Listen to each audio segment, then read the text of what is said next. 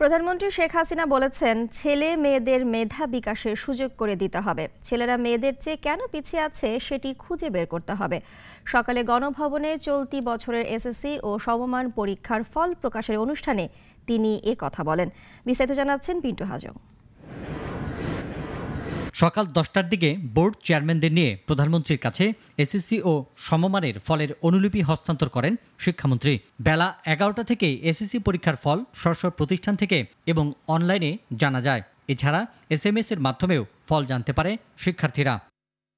এ সময় প্রধানমন্ত্রী বলেন, ছেলে মেয়েদের মেধা বিকাশের সুযোগ করে দিতে হবে। পৃথিবী এগিয়ে যাচ্ছে, টেকনোলজির যুগ, তথ্য প্রযুক্তির যুগ, তাছাড়া শিল্প বিপ্লব, এটা তো প্রতিনিয়ত পরিবর্তনশীল।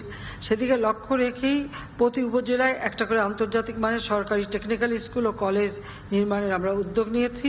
প্রতি জেলায় একটি করে বিশ্ববিদ্যালয় করে দিচ্ছি, প্রতি বিভাগে মেডিকেল বিশ্ববিদ্যালয় করা হচ্ছে। বঙ্গবন্ধু কন্যা আরও বলেন, বিশ্বে প্রতিযোগিতা করার মতো শিক্ষা ব্যবস্থা গড়ে তুলতে চায় সরকার। কেন ছেলেমেয়েরা কিশোর গ্যাংয়ে যাবে এর কারণ খুঁজে বের করতে হবে।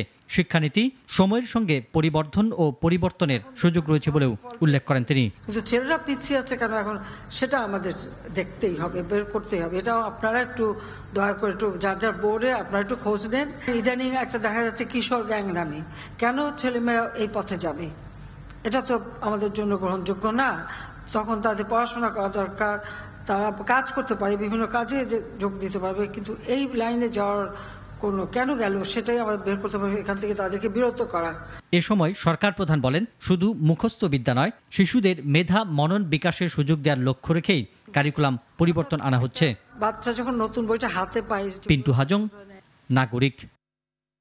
একমাত্র ওয়ালটন এসি দিচ্ছে 1 বছরের রিপ্লেসমেন্ট গ্যারান্টি।